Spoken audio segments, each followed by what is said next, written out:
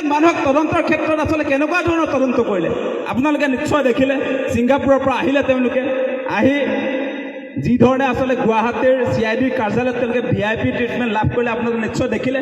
সেই হত্যাকাৰীবিলাকৰ যিবিলাক আচলতে মুখ্যমন্ত্ৰীৰ মতে ব্ৰাইট ফিউচাৰ বুলি কৈছে, সেই বগা টুপি, বগা চাৰ্ট, বগা হাফ পেণ্ট যে পিন্ধি আহিছিলে, সেই ব্যক্তিসকলক তেওঁ ক'লে যে সেইসকল আচলতে ব্ৰাইট ফিউচাৰ আছে।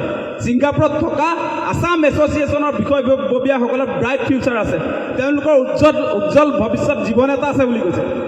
আৰে এই উজ্জ্বল ভৱিষ্যত থাকিলে বুলি আমাৰ হিয়াৰ নামতো জুবিনদাক হত্যা কৰিব পাৰিব নেকি? আপোনালোকে কল্পনা কৰি চাওক, জুবিনদা আমাৰ যুগৰ আটাইতকৈ ডাঙৰ শিল্পী, অসমীয়া জাতিৰ পৰিচয়, আমাৰ জাতীয় সম্পদ। জুবিনদাক বাদ দি অসম কল্পনাই কৰিব নোৱাৰোঁ। আৰু সেই সময়ছোৱাত মুখ্যমন্ত্ৰীয়ে ক'লে যে তেওঁলোকৰ ব্ৰাইট ফিউচাৰ আছে, সেইকাৰণে তেওঁলোকে এৰি দিয়া হ'ল। সেইটো হ'ব পাৰে নেকি? সেইটো হ'ব পাৰে নেকি? আপোনালোকে ভাবি চাওক সকলোৱে। আৰু সেইকাৰণে আপোনালোকে দেখিলে যে মুখ্যমন্ত্ৰীৰ লগত সেইকেইজনৰ যে ভাল সম্পৰ্ক আছিলে, সেইকাৰণে তেওঁলোকক তদন্তৰ আওতাত নানিলে। আৰু SITটো তেওঁলোকৰ বিৰুদ্ধে একো একশ্যন নাই, একো কথা বতৰা লিখা হোৱা নাই। আজি চাৰ্জশ্বিটখনৰ এটা কথা উল্লেখ আছে, আপোনালোকে দেখিব যে সেই যি জট পাৰ্টি কৰা হৈছিলে, তাত 15জন ব্যক্তি আছিলে, 5জন মানুহে হত্যা কৰিলে বুলি কোৱা হৈছে আৰু 11জন মানুহ।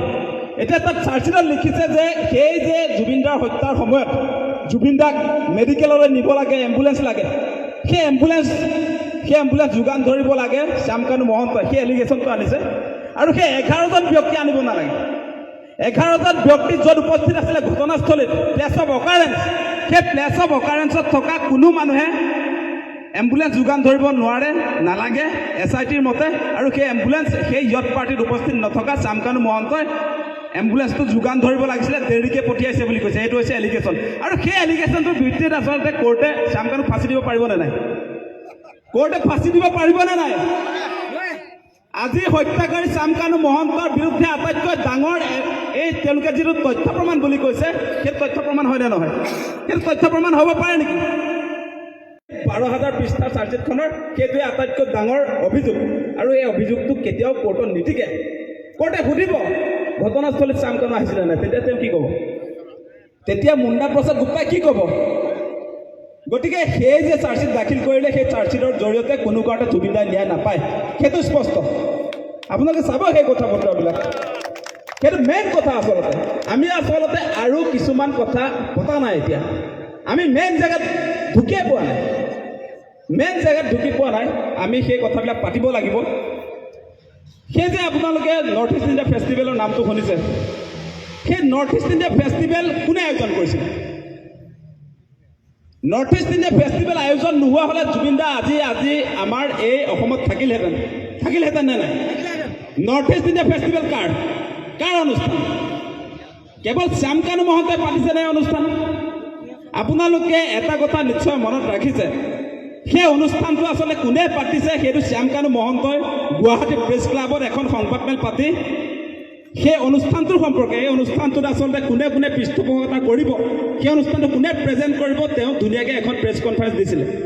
আৰু তাত ডাইৰেক্টলি কৈছে যে এই নৰ্থ ইষ্ট ইণ্ডিয়া ফেষ্টিভেল সেইটোত আচলতে ভাৰত চৰকাৰৰ ছিংগাপুৰত থকা বিদেশ মন্ত্ৰালয়ে পাতিছে, ছিংগাপুৰত থকা হাই কমিশ্যন অফ ইণ্ডিয়াই পাতিছে। আমি সেই কথাটোতে যোৱা নাই এতিয়ালৈকে। আপোনালোকে এটা কথা ভাবি চাওক, সেই অনুষ্ঠানটো শ্যামকানু মহন্তৰ অকলে পতা অনুষ্ঠান নহয়। সেই অনুষ্ঠানটো পাতিছিলে BJP চৰকাৰৰ ছিংগাপুৰত থকা হাই কমিশ্যন অফ ইণ্ডিয়া। আমি এই মুহূৰ্তত হাই কমিশ্যন অফ ইণ্ডিয়াক ঢুকি পোৱা নাই অসমৰ ৰাইজে। কোৰ্টত সেইবিলাক কথা আহিব যে অনুষ্ঠান কোনে পাতিছিলে, পইচা কোনে দিছিলে, সেই কথাবিলাক আহিব।